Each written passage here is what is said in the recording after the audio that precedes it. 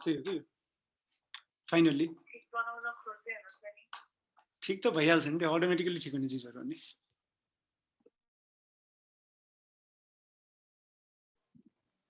आज चाहिँ अब क्लास गर्नै पर्यो भनेर क्लास गर्न थाले। खासमा आज धेरै बेर कुरा गर्दैनौँ हामी। तपाईँहरूको केही क्वेसन छ भने सबैभन्दा पहिला सोध्नुहोस्, क्वेसनमा डिल गरौँ अनि त्यसपछि क्लास सुरु गरौँला।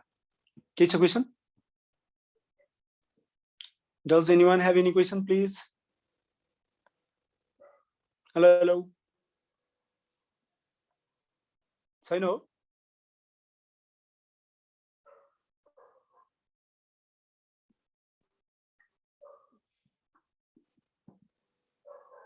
Question छैन हो? Okay, let's start with the questions discussions then. Question number 43 मा छ पर्मानेन्ट इस्टाब्लिशमेन्ट को बारेमा। तपाईहरुलाई थाहा छ पर्मानेन्ट इस्टाब्लिशमेन्ट भनेको के हो भनेर?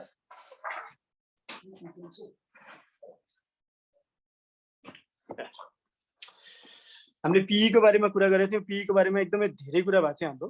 पर्मानेन्ट इस्टाब्लिशमेन्ट 5 वटा कुरा थियो पर्मानेन्ट इस्टाब्लिशमेन्टमा।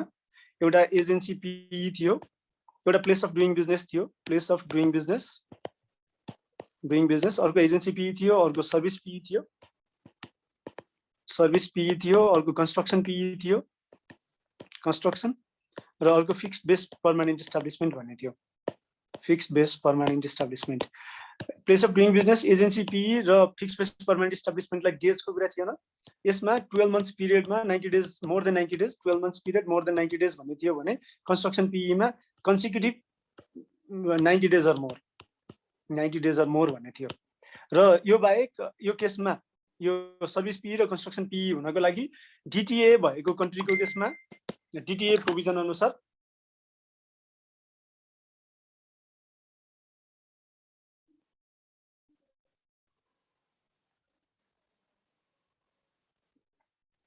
डीटीए प्रोभिजन अनुसार डेजको कुरा चाहिँ 6 मन्थ्स वा 90 डेज अर मोर, 90 डेज भन्ने कुराहरू थियो। त्यसमा पनि तपाईहरुले रिकल गर्नुभयो होला भन्ने मेरो एजम्पसन भयो। भनेको मतलब पर्मानेन्ट इस्टाब्लिशमेन्टमा त्यो बाहेक अर्को पर्मानेन्ट इस्टाब्लिशमेन्ट डाइरेक्टिभ थियो आईआरडी को। आईआरडी को पीई डाइरेक्टिभ हामीहरुले एकदम डिटेलमा डिस्कसन गरेका थियौं। कुन पीई हो, कुन पीई हैन। पीई हुनलाई नेपालमा इन्कम जेनेरेटिङ एक्टिभिटी हुनुपर्छ, इन्कम जेनेरेटिङ एक्टिभिटी हुँदैन भने पर्मानेन्ट इस्टाब्लिशमेन्ट हुँदैन भन्ने तरिकाले हामीहरुले कुरा गरेका थियौं। त्यो तपाईहरुलाई जानकारी होला भन्ने मेरो अपेक्षा रह्यो। यो भयो एउटा कुरा। त्यसपछि अब हामी जाउँ क्वेसनमा। क्वेसन पर्मानेन्ट इस्टाब्लिशमेन्ट छ। नेपाल सिमेन्ट कम्पनी, मलाई लाग्छ पहिला पनि हामीले डिस्कसन गरे होला, तर पनि Nepal cement company limited appoints Hitachi of Japan on a turnkey basis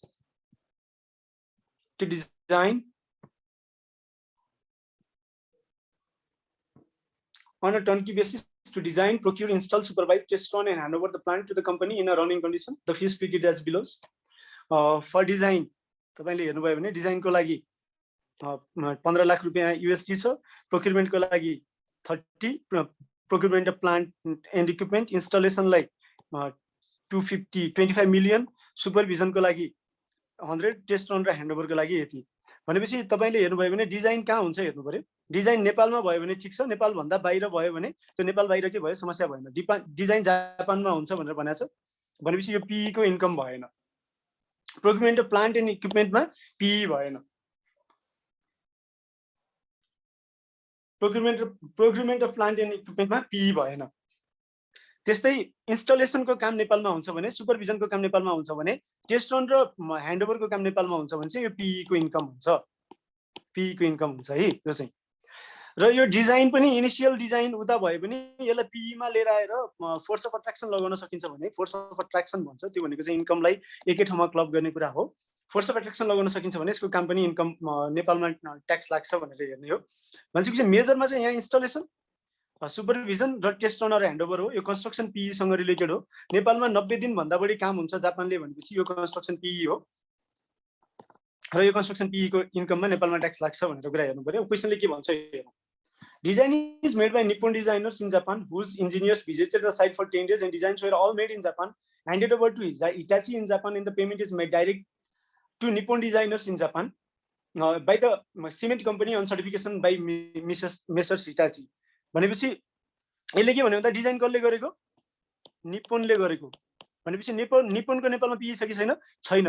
किन भन्दा हिटाचीको चाहिँ हुनसक्छ, निप्पोनको नेपालमा पिई छैन भनिसकेपछि यो इन्कम नेपालमा के भएन, पिई को लागि ट्याक्स लागेन फर डिजाइन। यसमा के लाग्यो भन्दा रिभर्स भ्याट लाग्यो एउटा, अर्को टिडिएस लाग्यो सेक्सन 88 अनुसार, अन्डर सेक्सन 88 अनुसार, किनकि service procured from abroad, procured from abroad भन्यो, रिभर्स भ्याट र सर्भिस फी के भन्छ अरे टिडिएस चाहिँ लाग्यो सेक्सन 88 अनुसार, 15% टिडिएस लाग्यो र रिभर्स भ्याट पनि लाग्यो 13%। डिजाइनको कुरा सकियो। सेकेन्ड पार्ट छ messrs Hitachi arranges with suppliers plant and machinery and finalises the price. Plant and machinery किनकि हाम्रो पिई को कन्सेप्टमा हेर्यो भने नेपालमा व्यवसाय भयो भने मात्रै पिई हुने हो भनेर कुरा आयो भनेपछि हिटाचीले प्लान्ट एन्ड मेसिनरीको गर्दैन, यो इम्पोर्ट हुन्छ कस्टम्स पोइन्ट अनुसार, कस्टम्स पोइन्टबाट इम्पोर्ट हुन्छ, त्यसकारणले गर्दा यो पिई को इन्कम होइन, यो छुट्टै हिटाचीकै इन्कम हो भने नि हिटाचीको पिई को इन्कम हुँदैन, त्यसकारणले गर्दा यसमा ट्याक्स लाग्ने कुरा भएन। Sent to the company list of approved suppliers with the price of equipment requesting the company to the open the respective letters of credit on the supplier भन्छ। भनेपछि यति पोइन्टले नै क्लियरली के भन्यो भन्दा तपाईले हेर्नुभयो भने यति पोइन्टलाई नै हेर्नुभयो भने यसले क्लियरली के भन्यो, नेपालमा पिई होइन भन्ने कुरालाई क्ल्यारिफाई गर्छ। भनेपछि यो पनि पिई भएन, प्लान्ट एन्ड मेसिनरी पनि पिई को इन्कम भएन।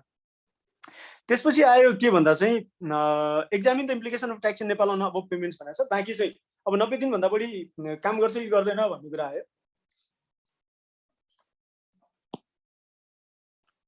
यसमा के आयो भन्दा फर्स्टमा तपाईहरुले पढ्नु भयो होला यो, एज पर सेक्सन 67(6) ज for any payment of service to source in Nepal the service shall be rendered in Nepal unless payment is made by government of Nepal. There is gray area in tax law regarding the place where the service is rendered. The tax authority upon advocates that when the benefit of service is received in Nepal, the place of rendering of service shall be Nepal. However, the scholars advocate that where a person completes a work staying at another country and the final output is delivered to Nepal, it is the case of import of service and the service fee does not have source in Nepal. The work was done in Japan and the design was handed over in Japan to Hitachi. And since Nippon designers were not in Nepal for more than 90 days, they didn't have been permanently established in Nepal. The payment of US dollar 15 lakhs is not liable to any tax in Nepal भनेर चाहिँ यसले conclusion. तर practically चाहिँ के हो भन्दा practically यो केसमा टिडिएस काट्ने चलन हुन्छ @ 15%। अदालतमा मुद्दा गएको छैन अहिलेसम्म। यो इन्कम ट्याक्सको पार्ट मात्रै भयो। अरु ट्याक्सेसनको पार्टमा जाने भने भ्याट चाहिँ लाग्छ 13% रिभर्स भ्याटको मेकानिजम अनुसार under section 82 of VAT act. VAT चाहिँ लाग्छ 13%। अर्को पोइन्ट छ मेसिनरीको लागि पनि नेपालमा ट्याक्स लाग्दैन। नेपालमा इम्पोर्ट हुने हो, इन्कम ट्याक्स लाग्दैन मेसिनरीको प्रॉफिटमा। अन प्रॉफिट अफ मेसिनरी नेपालमा ट्याक्स लाग्दैन, मैले तपाईहरुलाई अघि भन्दिसके। र यो इम्पोर्ट ड्युटी चाहिँ लाग्छ, इम्पोर्ट ड्युटी लाग्छ एज पर कस्टम्स एक्ट। अरु ट्याक्सेसनको कुरा चाहिँ भएन, कस्टम्स एक्ट। इन्स्टलेसनको केसमा 90 दिन भन्दा बढी नेपालमा रहिछ भने, मोर देन 90 डेज रहिछ भने त्यो बेलामा पर्मानेन्ट इस्टाब्लिशमेन्ट हुन्छ र यो पैसामा चाहिँ नेपालमा ट्याक्स लाग्छ। सुपरभिजन टेस्ट रन र ह्यान्डओभरको केसमा पनि ठ्याक्कै त्यही नै हो। भनेपछि यो क्वेशन मोरलेस यहाँ भएको एन्सर सफिसिएन्ट छ। What are the tests to determine whether permanent establishment of foreign entity is a taxable unit in Nepal or not भन्नको लागि त्यही 5 वटा कुरा आयो। हजुर यो सुपरभिजन टेस्ट र ह्यान्डओभरमा अमाउन्ट 1,50,00,000 लाख हैन सर? त्यो अमाउन्ट कति छ तपाईले हेरेर राख्नु न यार। 1,50,00,000 हो अमाउन्ट। तपाईले हेर्नु न, अमाउन्ट यहाँ अलिकति मिस्टेक छ भने तपाईले हेर्नु, अमाउन्टमा किन झुकेको, माथि जे छ त्यसमा रङ भयो भने रङ भयो भनेर मान्नु के। सब्स्टेन्समा जाउँ है, फर्ममा नजाउँ। What are the tests to determine whether the permanent establishment of foreign entity is taxable or not भनेर चाहिँ यो डेफिनेसन सोधेको हो। डेफिनेसन लेख्नुस्, कथा सकियो। Section 4 question number 44 determine whether there is a permanent establishment in each of the following circumstances भनेर छ। A company has an office in Kathmandu in order to negotiate prices and select carpets for export to Germany, but the order is placed from Germany, open letter of credit। यो भनेको not a PE। किन PE भएन भन्दा तपाईहरुले हेर्नुभयो भने fixed base हुनको लागि पनि त्यो फिक्स्ड बेसले इन्कम जेनेरेट गरेको हुनुपर्छ भनेर त्यो के रे त्यो PE को एक्सेप्सनल केस जुन छ DTA मा भएको, त्यसलाई DTA मा भएका एक्सेप्सनल केसेसहरु जति पनि छन् हामीले DTA कुरा गर्दाखेरि त्यसलाई हाम्रो PE डाइरेक्टिभले, नेपालको PE डाइरेक्टिभले अडप्ट गरेको छ। त्यो हिसाबले यो जर्मनमा भएको यो अफिसले नेपालमा इन्कम जेनेरेट गर्दैन। This office does not generate income in Nepal, therefore it is not a PE. Yes, the office does not generate income in Nepal.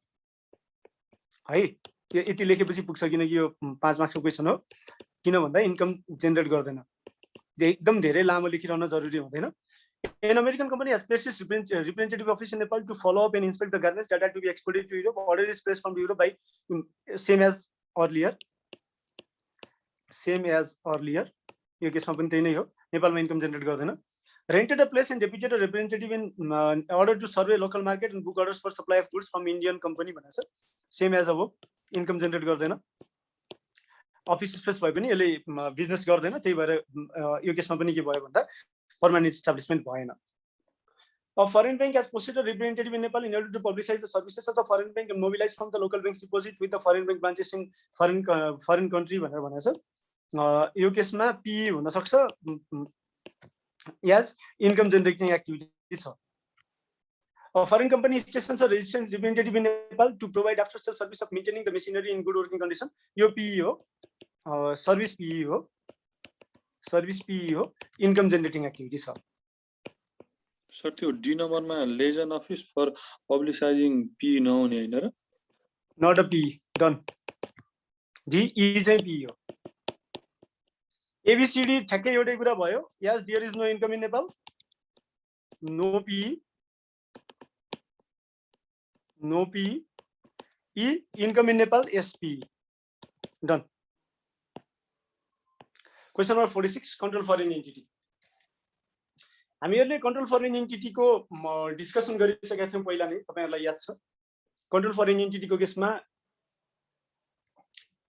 Nepal adventures private limited is a Nepalese company having its equity investment in India in a subsidiary. Rapid Adventures Private Limited is a company in India in which Nepal Adventures has 70% stake. Rapid Adventures has a subsidiary named Rafting and Gliding Private Limited in which Rapid Adventures has 80% stake. भनेपछि तपाईले यहाँ हेर्नुभयो भने नेपाल छ, नेपालको rapid छ, र्यापिडमा कति percent छ भन्दा 80% स्टेक छ। र्यापिडको के छ, राफ्टिङ एन्ड ग्लाइडिङ छ, यसमा कति छ भन्दा 70%, माथि चाहिँ 70 रहेछ, तल चाहिँ 80 रहेछ। एकछिन है, इरेजर, माथि 70 रहेछ, तल चाहिँ 80 रहेछ। यहाँ 70, यसमा 80% स्टेक छ। Following are the information available from the books of accounts and other records of adventures भनेछ। यदि यो नेपालको यो सीएफई हो, सीएफई को सब्सिडियरी पनि सीएफई हो भनेपछि र्यापिड हामीले के भन्न सक्छौं भन्दा rapid and rafting and gliding are CFE of rafting and gliding are control foreign entity of Nepal adventures भनेपछि सेक्सन कति लाग्यो अब यसमा एडभेन्चर्स सेक्सन 69 इज एप्लिकेबल दफा 69 एप्लिकेबल भयो यो केसमा दफा 69 एप्लिकेबल भइसकेपछि अब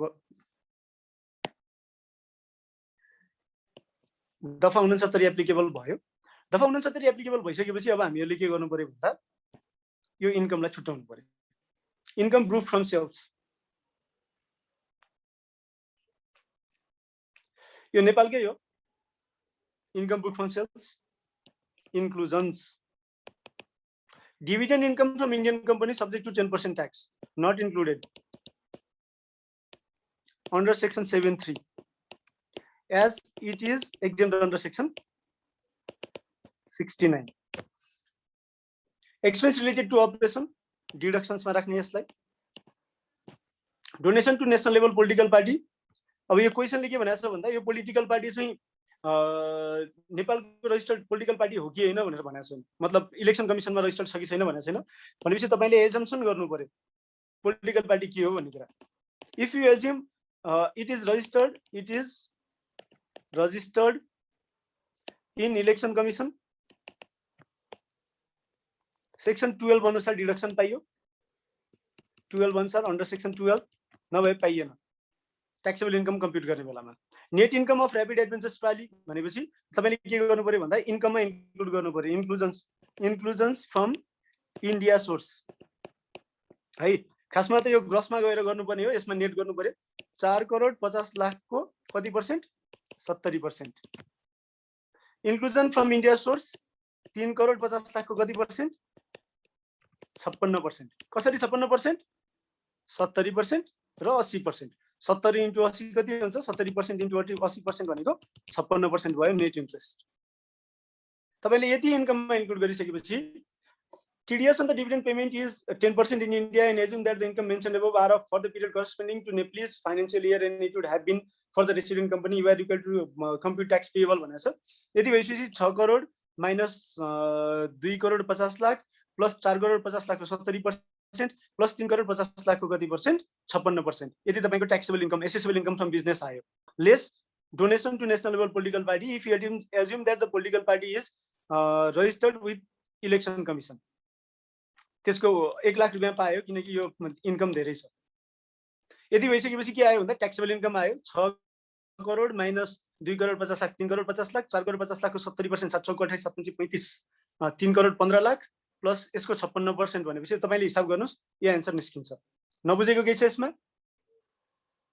सर त्यो डिभिडेन्ड इन्कमलाई इन्क्लुड गरेर फरेन ट्याक्स क्रेडिट क्लेम गर्न पाइन्छ? डिभिडेन्ड इन्कमलाई इन्क्लुड गर्न पाइदैन, तर डिभिडेन्ड इन्कममा तिरेको ट्याक्सलाई फरेन ट्याक्स क्रेडिट क्लेम गर्नु। ट्याक्स क्रेडिट क्लेम गर्नलाई त एसेसेबल इन्कममा इन्क्लुड पनि हुनु पर्यो नि सर इन्कम फेरि? एकछिन है त, को बोल्दै हुनुहुन्छ? म बोल्दै भन्नु त क्वेशन। विनय हो? हो सर। हैन यार, यो त इन्कममा पहिले इन्क्लुड भइसक्यो हैन सेक्सन 69 अनुसार।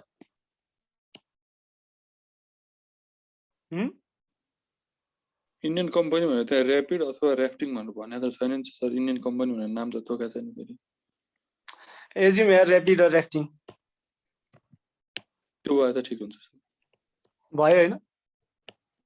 भयो सर। यो अरु कम्पनी किन बनाउनु कम्प्लेक्स नबनाम, एज्युम ऱ्यापिड र ऱ्याफ्टिङ त्यो एकदम करेक्ट है। थर्ड कम्पनी भन्न ठानेर हो सर त्यसमा चाहिँ। ए ठीक छ, थर्ड कम्पनी भए त इन्कममा इन्क्लुड गर्नुपर्छ। मैले यो एजम्पसन लेखेर राख्न मिल्यो नि भने नि त एजम्पसन लेखेर गर्न मिल्यो मज्जाले। As per assumption that must be correct. यो मैले अल्छी गरेँ, यही एन्सर लेख्दा पनि हुन्थ्यो हैन? कि छ एन्सर? छैन। Mr. Gopal is a professor in TU. He earned rupees 6 lakhs employment income in Nepal in fiscal year 67-68, out of which 1,50,000 was deposited by employer in approved retirement fund. In that year, he went to India for 2 months and earned 3,30,000 from consultancy and paid tax rupees 49,500 as per Indian Income Tax Act. Again, he went to USA 2 months, research मा काम गर्यो, 3 लाख आयो जसमा चाहिँ tax 6 lakh रुपैयाँ गर्यो। नेपालको USA सँग चाहिँ डबल ट्याक्स अभोइडेन्स एग्रीमेन्ट छैन के उसले नेपालमा foreign tax credit calculate income tax to be paid in Nepal भनेर छ। यसमा अब क्याल्कुलेसनमा के गर्नु पर्यो भन्दा नेपालको इम्प्लोइमेन्ट इन्कम 6 लाख रुपैयाँ भयो, accessible income from employment ARF मा जम्मा गरेको 1.5 लाख रुपैयाँलाई अहिले तपाई सम्झेरै बसिराख्नुस्। इन दैट इयर 2 महिनाको लागि काम गर्यो, 3,30,000 रुपैयाँ इन्कम आयो भनेपछि तपाईले यो पनि इन्कममा इन्क्लुड गर्नु पर्यो। Accessible income from India, US मा काम गरेको कति छ यो? 3 लाख रुपैयाँ, यो पनि आयो इन्कममा। एसेसेबल इन्कम फ्रम युएसए 60,000, यो फरेन ट्याक्स पेड हो है। हामी यसमा क्रेडिट मेथड युज गर्ने कि डिडक्सन मेथड युज गर्ने भन्छ। हामी क्रेडिट मेथडमै जाउँ, डिडक्सन मेथडमा जाँदैनौँ हामी। यति भइसकेपछि 6 लाख प्लस 3,30,000 प्लस 3,30,000 6,60,000 भनेपछि 12,60,000 इन्कम भयो। 1/3 और रुपिस 3 lakhs और तपाईहरुलाई एउटा कुरा भन्दिहालौँ है, इन्कम ट्याक्स डाइरेक्टिभले हामीसँग एउटा इन्कम ट्याक्स डाइरेक्टिभ भन्ने छ। इन्कम ट्याक्स डाइरेक्टिभले के क्ल्यारिफाई गरिदियो भने एसएसएफ मा पनि जम्मा गरेको छ भने म्याक्सिमम लिमिट 5 लाख रुपैयाँ हो।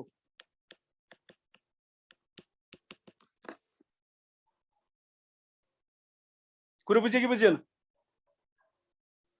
हेलो अलि क्लियर भएन सर। यो 1.67 एसएसएम मा गरेर बाँकी यो इपीएफ मा जम्मा गरे 5 लाख पाइन्छ सर? भने त्यही हो। एसएसएफ मा 31% जम्मा गर्छ हैन? यो 31% आएको 2 लाख रुपैयाँ रहेछ जम्मा। अब बाँकी पैसा लगेर 3 लाख रुपैयाँ इपीएफ मा जम्मा गर्यो भने यो 5 लाख रुपैयाँ चाहिँ म्याक्सिमम लिमिट हो। एसएसएफ मा 1 लाख रुपैयाँ जम्मा गर्यो, हजुर एसएसएफ मा बाँकी पैसा लगेर कुनै एआरएफ मा जम्मा गर्यो भने 5 लाख सम्मकै लिमिट भयो के? भन्नेको मतलब एसएसएफ मा जम्मा नगर्नेको हकमा चाहिँ अरू एआरएफ मा जम्मा गर्नेको हकमा चाहिँ 3 लाख रुपैयाँ लिमिट भयो। जम्मा एसएसएफ मा छ भने टोटलमा एसएसएफ प्लस अरू एआरएफ गरेर 5 लाख रुपैयाँ लिमिट भयो। बुझ्यो? हामी त्यो अस्ति नै एउटा एक्जाम्पल हेरौँला, त्यति भएपछि बुझिन्छ, अर्को दिन भनौँला यसलाई। अहिले एआरएफ छ भनेपछि 3 लाख रुपैयाँको लिमिट भयो यो केसमा, माइनस 1,50,000 किनकि 1/3 1,50,000 हुन्छ। 1/3 भनेको 12,60,000 को 1/3 भनेको धेरै नै हो। कति आयो अब अमाउन्ट? 11,10,000 आयो। अब 11,10,000 लाई तपाईले के गर्नुस् भन्दा फर्स्ट रुपीस 4,50,000 गर्नुस्। कति छ? 6 लाख रुपैयाँ चाहिँ इम्प्लोइमेन्ट इन्कम भनेपछि 1% एसएसएफ मा जम्मा गरेर छैन। त्यसपछि 1 लाख 10%, त्यसपछिको 2 लाख 20%, 7,50,000 भयो। 11,10,000 भनेपछि 3,50,000 प्लस 10,000 3,60,000 भयो। 3,60,000 मा 30% आयो। लेस फरेन ट्याक्स क्रेडिट पाउनुभयो तपाईले। यहाँबाट तपाईले एभरेज ट्याक्स रेट निकाल्नुहुन्छ। एभरेज ट्याक्स रेट निकाल्नुहुन्छ, त्यसको आधारमा फरेन ट्याक्स क्रेडिट कति क्लेम गर्न पाइन्छ क्याल्कुलेट गर्नुहुन्छ र फरेन ट्याक्स क्रेडिट क्लेम गर्नुहुन्छ। र नेपालले के गर्छ भन्दा unilateral credit on income taxes in respect of foreign income in foreign country, therefore even though there is no double taxation treaty with the USA, the income tax paid in respect of US source income in USA is eligible foreign tax credit भनेको छ। त्यो credit double tax avoidance agreement नभए पनि नेपालमा foreign tax credit claim गर्न पाइन्छ। यसरी तपाईले हिसाब गरेपछि यो आन्सर आयो। 5 मार्क्स पनि आयो। डन डिस्कसन है। तपाईहरुले गरेको होमवर्कलाई एकचोटी फेरि चेक गर्नु होला। Mr. Captain America, an American citizen, is an employee in a Nepali company who went to Qatar on 7th Shravan 20x2 to work in project for 1 year. The project was obtained by the Nepali company in a global tender. Mr. Captain America obtained 5,000 per month in Qatar. He then returned to Nepal on 1st Shravan 20x73 and joined the same company in Nepal from the date and was entitled to salary of rupees 500,000 per month. That is equivalent to amount he was receiving in Qatar. Calculate tax liability of Mr. Captain America for the income year 2007-37 यो 2 वर्षको लागि भनेर भनेको छ। भनेपछि उ नेपालमा आएको थिएन भनेर मानौ, अमेरिकन सिटिजन थियो, अमेरिकामा नै थियो भन्ने मानौ। फर्स्ट टाइम 7 श्रावण 7 उ नेपालमा फर्स्ट टाइम कहिले आयो भन्दा 1 फागुन 2073 मा आयो। 1 फागुन 2073 मा आयो। भनेपछि अब हामीलाई 73-74 मा उ नेपालको रेसिडेन्ट हो कि हैन हेर्नु पर्यो। हामी चाहिँ प्लेस अफ बोर्ड नेपालमा हैन, उसको नेपालको इम्प्लोइ हैन भनेपछि यो वर्ष 183 दिन भन्दा बढी नेपालमा बस्यो कि बसेन चेक गर्नु पर्यो। 183 दिन भन्दा कम नेपालमा बसेको छ, त्यसकारणले गर्दा less than 183 days, therefore not a resident of Nepal भयो यो। त्यसपछि सेकेन्ड केस के आयो भन्दा 2074-75 मा चाहिँ उ वर्षभरि नै नेपालमा छ। 73-74 मा सरी 1 फागुन 2073 मा आएको रहेछ है। 73-74 मा नन रेसिडेन्ट हो। 72-73 मा पनि नन रेसिडेन्ट हो किनकि नेपालमा छँदै छैन। भनेपछि अब हामी सेक्सन 6 मा जान्छौँ। सेक्सन 6 ले के भन्छ भन्दा रेसिडेन्ट पर्सन भए ग्लोबल इन्कममा ट्याक्स लाग्छ, वर्ल्ड वाइड इन्कममा ट्याक्स लाग्छ, नन रेसिडेन्ट भए नेपालमा सोर्स भएको इन्कममा ट्याक्स लाग्छ भनेर भन्छ। भनेपछि यो नन रेसिडेन्ट हो। पहिलो नन रेसिडेन्ट भएपछि नेपालमा सोर्स भएको इन्कममा ट्याक्स लाग्छ।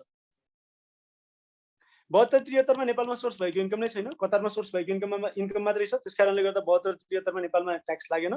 73-74 मा फागुनदेखि यताको 1 फागुनदेखि यताको 5 महिनाको इन्कम चाहिँ 5 लाख इन्टु 5 महिना भनेपछि 25 लाख रुपैयाँ चाहिँ नेपालमा सोर्स भएको इन्कम हो। त्यसमा उसको 25% को दरले ट्याक्स लाग्यो। मलाई यस्तै लाग्छ यसमा भएको आन्सर के हो हेरौँ है त।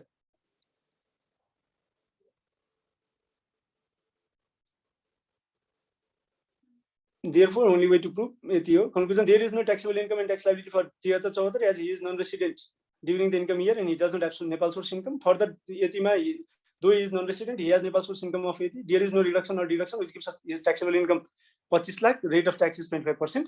His tax liability is 6,25,000 for the year. Sakyo. State whether the source of following payment income is considered to be in Nepal or not. Canada invested 5 lakhs for his income from Canada in a company incorporated in Nepal and got dividend rupees 2 lakh. भनेको छ नेपालमा incorporate भएको company भनेपछि नेपालको resident company भयो। Dividend resident कम्पनीले dividend दिन्छ भने नेपालमा सोर्स भयो। कथा सकियो। XYZ Cable TV pays royalty of rupees 10 lakhs to Creek Africa channel for buying the copyright to telecast in Nepal.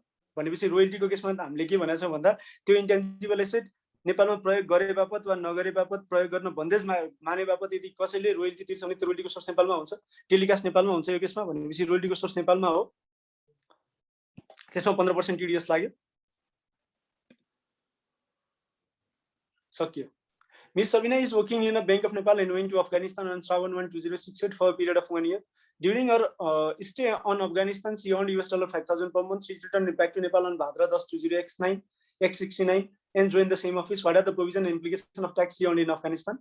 ऊ नेपालमा रेसिडेन्ट होइन सबिना श्रावण 1, 2068 मा गएपछि वर्षभरि नै नेपालमा छैन नेपालमा रेसिडेन्ट नभएपछि नेपालमा सोर्स भएको इन्कममा मात्रै ट्याक्स लाग्ने हो नेपालमा अफगानिस्तानमा गएर इम्प्लोयमेन्ट गरिसकेपछि त्यो इन्कमको सोर्स अफगानिस्तान हो त्यही भएर 68 69 मा उले नेपालमा ट्याक्स तिर्नु पर्दैन कन्क्लुजन यही नै होला State the following payment are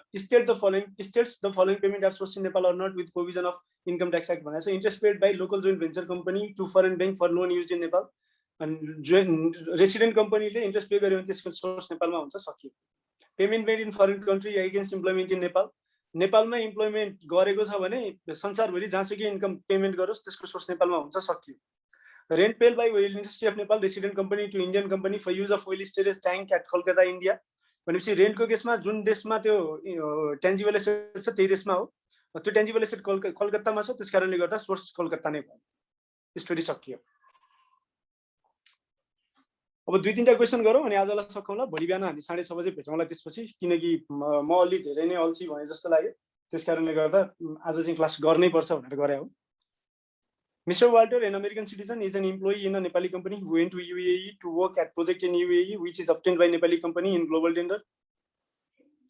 More or less, the question हो question number यो point number 3 भनेको छ 3 भनिसकेपछि माथिकै क्वेशन हो सिमिलर क्वेशन जुन 2018 मा भएको क्वेशन हो यसमा मैले खासै टाउको दुखाइन Ms. Rachana Sharma, living in USA, has laid out her house at Pokhara to Mr. Nick Brown, discuss the taxability of transaction भनेको छ नेपालमा भएको जग्गामा रहेको घर जुन छ नेपालमा रहेको प्रोपर्टी जुन छ त्यसको रेन्टको सोर्स नेपालमा हुन्छ उ नन रेसिडेन्ट भए पनि उले नेपालमा सोर्स भएको इन्कममा ट्याक्स तिर्नु पर्छ त्यसकारणले गर्दा रेन्टल इन्कम नेपालमा ट्याक्सेबल छ तर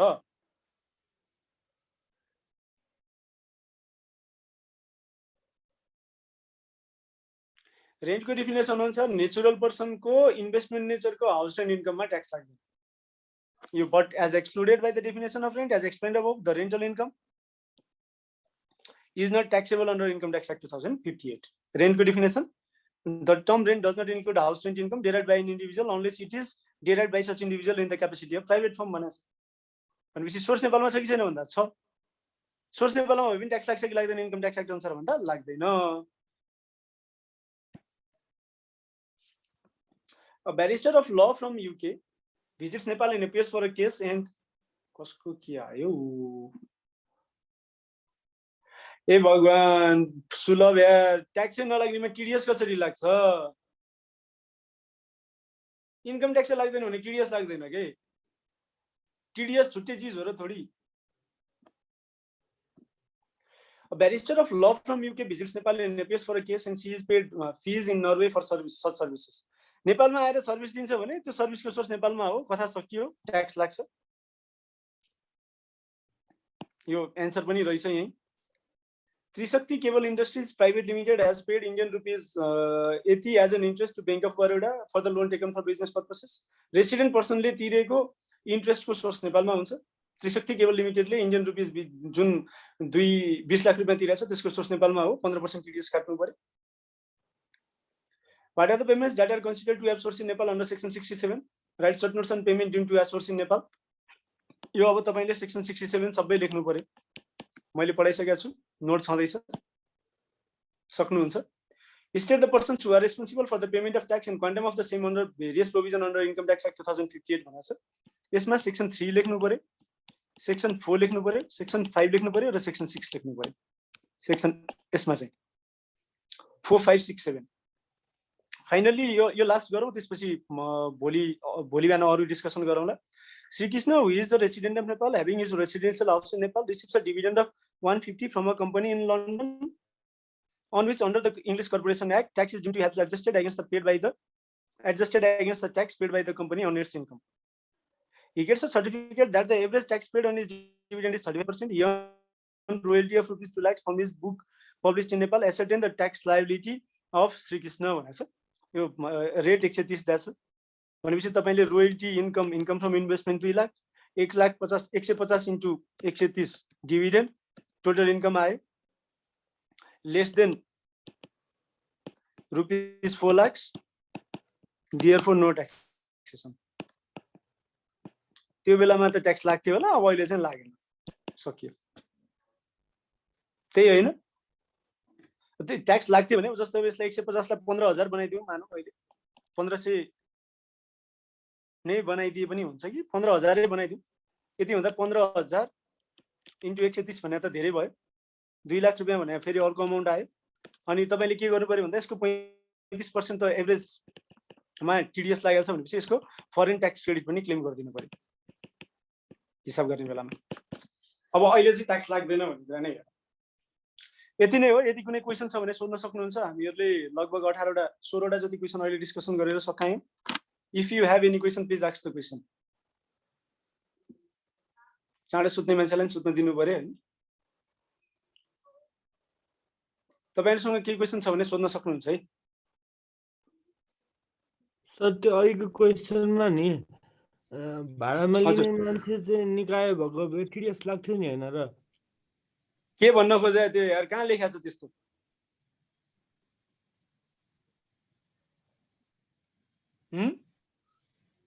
भाडामा दिने मान्छे निकाय हुनुपर्ने कि भाडामा लिने मान्छे निकाय हुनुपर्ने? त्यो त मैले भाडामा लिने मान्छे त भने नि, दिने त होइन। टिडिएस लाग्नलाई भाडामा दिने मान्छे निकाय हुनुपर्ने कि भाडामा लिने मान्छे निकाय हुनुपर्ने? सर यिनै केसमा जस्तो त्यो घर कम्पनीले भाडामा लिएको छ भने मेरो घर धनी चाहिँ विदेशमा छ भनेर बाल कर तिर्न नपर्ने हो र? बाल कर भने इन्कम टिडिएस हो। Sir Are we talking about Income Tax Act 2058 or are we talking about नेपालको कन्स्टिट्युसन अनुसारको सबै ट्याक्स ल?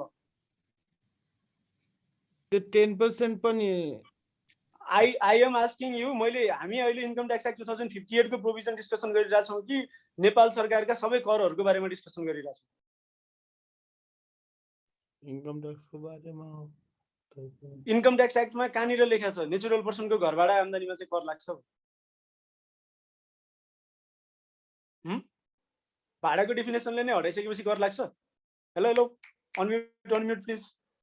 हैन सर, म नि सोच्दैछु किन सोच्दाखेरि उ गर्नु भनेर। मैले म कन्भिन्स हुन्न के, यो फिजिकली भएछ अनुहार हेर्न पाइन्छ हैन? त्यही त। अनि अब अहिले यहाँ कन्भिन्स भयो कि भएन थाहा हुँदैन नि त। सर मैले भन्न खोजेको जस्तो त्यो दर्ता भएको निकाय जुन छ नि, जस्तो मेरो घरमा कुनै कम्पनी दर्ता भयो भने उसले मलाई तिर्ने भाडामा ट्याक्स विथहेल्ड गरेर तिर्नु पर्छ भन्ने नियम छ नि त सर। अब कुन प्रोभिजन, कहाँको प्रोभिजन छ त्यस्तो? सर कति वर्ष अगाडि? 88 को दफा 88 को उपदफा 1 को प्रतिबन्धात्मक वाक्यांशको खण्ड अङ्गको प्रतिबन्धात्मक वाक्यांश हेर त एकचोटि। हस् सर, मै पढेर सुनाइदिन्छु। हस् किन भन्नु पर्यो र? Please sir, thank you. प्राकृतिक व्यक्तिले घर बहाल प्राप्त गरेको रकममा कर कट्टी गर्नुपर्ने छैन। फेरि भनौँ? Thank you sir, this changes everything. पढ्नु पर्यो के यार, मैले त्यत्रो नोट लेखाएको छु, भएन यो। त्यो हैन, त्यो एक तरिकाले त काम गर्ने त्यो अब तिराइरहेको थियो नि त, त्यो भएर हो क्या। 74 सालदेखि लाग्दैन भनेर कानुनमा आछ, अहिलेसम्म तिरौनी भनेर त यार गएर टाउको भित्तामा ठोक्काउनु पर्यो नि। त्यस्तो गल्ती त कहाँ गर्न पाइयो यार बिचरा। अनि कर अधिकृत पनि पैसा माग्छ नि त फेरि। कुन कर अधिकृतले माग्छ? मलाई एकजना कर अधिकृत देखाइदिनु। अहिले भर्खरै बानेश्वर कर कार्यालयमा एउटाको गराउन जाँदाखेरि पनि मागिथ्यो। ओडामा तिरेको ल्याइज भने होला। हजुर, ओडामा तिरेको ल्याइज भने होला। अब पठाएको मान्छेले बाल करको भनेर चाहिँ हिसाब मागेको थियो। बाल कर भने ओडामा तिरेको हुन्छ, आयकर ऐन अन्तर्गत होइन। त्यो भनेको स्थानीय आयकर ऐन अन्तर्गत हुन्छ। काठमाडौँ महानगरपालिकाको आयकर ऐन अन्तर्गत हुन्छ, कर ऐन अन्तर्गत हुन्छ। ए हस् सर, मैले गलत बुझेर छु यो चाहिँ। Thank you sir. ल क्लास रेगुलर गरौँ भन्ने कुरा छ वन्दना अर्यालको। वन्दना धेरै टेन्सन लिनु पर्दैन, हामी आइतबारदेखि बेलुका इन्डाइरेक्ट ट्याक्स रेगुलर गर्छौँ। डाइरेक्ट ट्याक्सेसन चाहिँ यसरी नै जान्छ किनकि होमवर्क गर्नुपर्छ, टाइम पाइँदैन भन्ने कुरा छ। र अप्रिलभित्रमा अर्को एउटा कोर्स कहिलेसम्म सकिन्छ भनेको छ, कोर्स अप्रिलभित्रमा सकिन्छ अधिकारीजी। अधिकारी हो कि के हो कृष्णजी धन्यवाद अहिलेलाई गुड नाइट